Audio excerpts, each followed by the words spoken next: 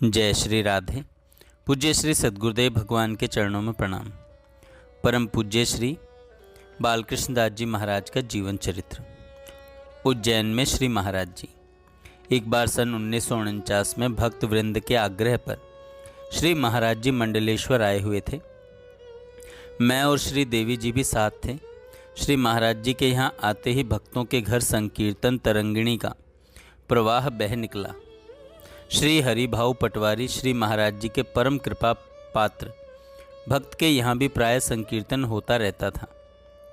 ये पटवारी जी सन 1949 में ही विरक्त होकर श्रीधाम वृंदावन चले आए और अपना शेष जीवन श्री महाराज जी के चरण आश्रय में ही व्यतीत किया। प्रसंग अनुसार इनके विषय में हम आगे सुनेंगे ही। महेश्वर की श्री अवंतिका जी जो प्रिंसिपल थी, इन दिनों उज्जैन में अपने भाई के पास गई हुई थी। श्री महाराज जी के मंडलेश्वर आगमन की सूचना पाकर इन्होंने पत्र द्वारा उनसे उज्जैन आने की प्रार्थना की। श्री महाराज जी ने भी इन्हें स्वीकृति प्रदान की और कुछ दिन मंडलेश्वर में रहकर हमें साथ लेकर उज्जैन चले गए। कुछ दिन मंडलेश्वर में रहकर हमें साथ ले उज्जैन चले गए। श्री अवंतिका जी बहुत प्रसन्न हुई। इनके भाई संपन्न थे। उज्जैन में इनकी विशाल कोठी थी। इन्होंने परम आदर से श्री महाराज जी का स्वागत किया। भारत के प्रसिद्ध द्वादश ज्योतिर्लिंगों में से एक श्री महाओंकालेश्वर भगवान उज्जैन में विराज रहे हैं। इनका नित्य चिता भस्म का लेपन होता है। यह विशाल शिवालय क्षिप्रा नदी के तट पर विराजित है। श्री अवंतिका जी ने श्री महाराज जी को श्री महाओंकालेश्वर ज्योतिर्लिंग के दर्शन कराए। उनके दर्शन कर श्री महाराज जी बहुत प्रसन्न हुए। अवंतिका जी के भाई की कोठी में उनके साधु वेशी चाचा जो 25 वर्षों से विरक्त होकर घूमते रहते थे और उनके एक फ़कीर मित्र श्री महाराज जी के सामने वाले कमरे में ही ठहरे हुए थे। ये दोनों यहाँ सिद्ध रूप से पूजित थे। पास वाले एक कमरे में एक हस्तरेखा शास्त्री पंडित जो अंग्रेजी भाषा के भी विद्वान थे ठहरे हुए थे। श्री महाराज जी को देखकर उनके मन में श्री महाराज जी की हस्तरेखा देखने की इच्छा हुई। श्री महाराज जी अपने कमरे में लगे हुए झूले पर विराजित थे। पंडित जी उनके दर्शनार्थ कमरे में आए। वे प्रणाम कर सामने बैठ गए और अपनी अभिलाषा प्रकट की। श्री महाराज जी ने मुस्कुराते हुए अपना दाहिना हाथ आगे कर दिया। हाथ देखते ही वे चौंक कर बोले, आप तो उच्च कोटि के महापुरुष हैं। ऐसा हाथ मेरे देखने में कभी नहीं आया। और भी बहुत सी बातें कहकर वे प्रणाम करके चले गए। इन ज्योतिषी ने जाकर उन महात्मा और फकीर के समक्ष श्री महाराज जी की भूरी भूरी प्रशंसा की। वे दोनों भी कौतूहलवश श्री महाराज जी के दर्शनों के लिए आए और परीक्षा की दृष्टि से गीता के आधार पर कुछ प्रश्न किए। श्री महाराज जी ने गंभीरतापूर्वक उन्हें उत्तर दिए। कुछ समय बैठकर वे अपने कमरे में चले गए। श्री महाराज जी कुछ समय तक गंभीर मुद्रा में ही बैठे रहे। कुछ ही क्षणों में उनमें भाव आवेश के लक्षण दिखने लगे। नेत्र लाल हो गए और भावमत्तता दृष्टिगोचर होने लगी। भावावेश में ही वे सहसा उठकर खड़े हो गए और लड़खड़ाते हुए चरण रखते हुए दरवाजे से बाहर की ओर जाने लगे। मैंने एक ओर से बाँह थाम ली थी। मस्ती भरे झूमते हुए आपने उस साधु तथा फकीर वाले कमरे में प्रवेश किया और भावोन्मत्त स्थिति में ही उनसे कहने लगे, उत्तर चाहते हो? सुनो, उत्तर सुनो। श्री महाराज जी की भाव गंभीर स्थिति को देखकर वे दोनों घबरा गए और भयभीत होकर जड़वत कुछ क्षण श्री महाराज जी के मुख की ओर देखते रहे, परंतु अधिक समय तक भाव को सहन न कर सके और डरते कांपते जल्दी से कमरे से बाहर भाग गए। वास्तविकता यह थी कि इन दोनों का जीवन अंदर से ठीक नहीं था। ये मदिरापान, अभक्ष्य भक्षण तथा अनाचार में प्रवृत्त थे। श्री महाराज जी अपनी अंतर्दृष्टि से इनको समझ गए थे।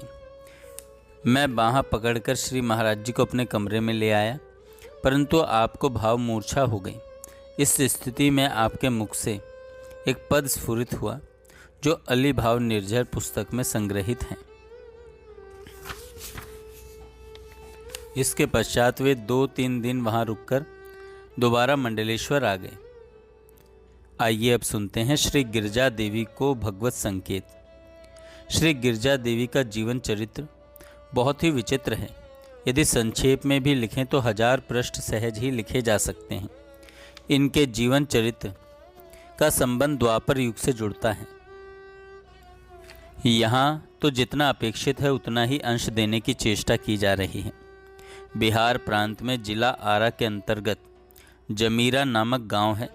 श्री गिरजा देवी के पति श्री मृत्युंजय प्रसाद सिंह इस गांव के जमींदार थे। बहुत बड़ी जमींदारी होने से वे वहां के राजा ही कहलाते थे। वे उच्च क्षत्रिय कुल के थे और चित्तौड़ के श्री मीरा के परिवार से इनका संबंध था। श्री गिरजा देवी में जन्मतः ही भक्ति का अंकुर था। बचपन से ही अनजाने में ये किसी अज्ञात वस्तु के लिए अकुलाती और व्याकुल हो जाती थी। पति का इन पर अगाध प्रेम था। सेवा में दास दासियां भी बहुत थीं। इन्हें कभी एक गिलास पानी भी अपने हाथ से लेने का अवसर नहीं आया। इतना ऐश्वर्य होने पर भी इन्हें किसी अज्ञात के लिए फूट फूट कर रोना आता था। ये कहती थीं हमें घर की कोई भी सुख सुविधा सुहाती नहीं थी। दास दासियों तथा परिवारजनों से घिरी रहने के कारण रोने का भी अवसर नहीं मिलता था। इससे मैं शौचालय या स्नान घर में जाकर खूब रो लेती थी। सोचने पर भी पता नहीं चलता था कि मुझे रोदन क्यों आ रहा है। इनके 2 पुत्र और 2 कन्याएं थीं। छोटा पुत्र 5 वर्ष का होकर पधार गया। गिरजा कहती थी कि इनका यह पुत्र गौरांग महाप्रभु के सदृश सुंदर एवं गौर वर्ण का था। दूसरा बड़ा पुत्र भी विवाह के 1 वर्ष पश्चात पधार गया। इनके वियोग में इन्हें ऐसा विरह व्याप्त हुआ कि लगातार 2 वर्षों तक रोती रही। इन दिनों इन्हें खान पान तथा संसार की सुधि भी नहीं रहती थी। बस दोनों पुत्र मूर्तिमान से सामने दिखते रहते थे।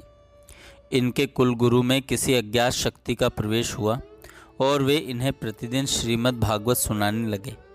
परंतु ये पुत्र वियोग में खोई हुई जड़वत बैठी रहती थी। श्रीमद् भागवत के शब्द कानों में प्रवेश नहीं कर पाते थे। फिर भी गुरुजी नियम पूर्वक कथा सुनाते ही रहे। इस प्रकार 2 वर्ष व्यतीत हो गए। एक दिन कथा में श्री गुरुजी श्री कृष्ण के सौंदर्य माधुर्य का वर्णन कर रहे थे कि उसी मध्य इन्हें श्री कृष्ण के दर्शन हुए। उस दिन से इनका पुत्र शोक तो दूर हो गया, परंतु कृष्ण के लिए विरह जागृत हो गया।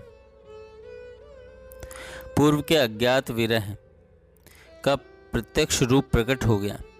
यह भेद इनसे भी छिपा न रहा और इस स्थिति में इन्हें जमीरा में रहना असहनीय हो गया। कुछ काल पश्चात ये श्रीधाम वृंदावन चली आईं। तेज झलकता था। ये श्री राधा रमण घेरे में किराए पर मकान लेकर रहने लगी। श्रीधाम आने पर इन्हें अपने पूर्व के 18 जन्मों का भी भान हो गया। अब श्री गिरजा देवी जी की स्थिति इस प्रकार की थी कि श्री कृष्ण इनके पास निरंतर ही रहने लगे। खाते पीते सोते बैठते घूमते हुए हर समय श्री कृष्ण के साथ रहने का इन्हें अनुभव होता था। 3 वर्ष तक इनकी यह स्थिति रही। इसके पश्चात न जाने क्या खेल करना था उस छलिया को, वही जाने। अब वे इनके निकट तो आते पर कुछ दिन रहकर फिर अदृश्य हो जाते। ये पुनः अगाध विरह में मग्न हो जाती। वे पुनः प्रकट हो जाते। बीच में 2-3 दिनों के लिए श्री कृष्ण का अदृश्य हो जाना इन्हें असहनीय हो जाता था। पूरी रात्रि रोते रोते इनका तकिया भीग जाता। इनकी यह स्थिति हमने अपनी आँखों से देखी है। एक बार इनके दुखी मन में विचार आया कि सुना है ये अपने प्रिय भक्त के पास सदा रहते हैं। यदि मुझे वृंदावन में इनका सबसे प्रिय भक्त मिल जाए तो मैं उनसे श्री कृष्ण को सदा के लिए मांग लूं। कारण श्री कृष्ण ऐसे भक्तों के अधीन रहते हैं। इनके भोले भाले मन में यह विचार आया ही था कि श्री कृष्ण को इनके साथ कुछ कौतुक करने की सूझी। श्री कृष्ण ने उसी रात्रि इन्हें स्वप्न में बताया कि सेवा कुंज में श्री बालकृष्ण दास जी महाराज नाम के मेरे सबसे अधिक प्रिय प्रेमी भक्त हैं। तुम वहाँ जाओ। बस श्री गिरजा जी के आनंद की सीमा नहीं रही। वे सोचने लगी कि अब तो मैं श्री कृष्ण को सदा के लिए उनसे मांग लूँगी। सुबह होते ही ये निकल पड़ी खोज में। सेवा कुंज में आकर कई घंटे घूमकर ये पता लगाती रहीं, परंतु कुछ भी पता न लगा। जय श्री राधे। आगे हम कल सुनेंगे।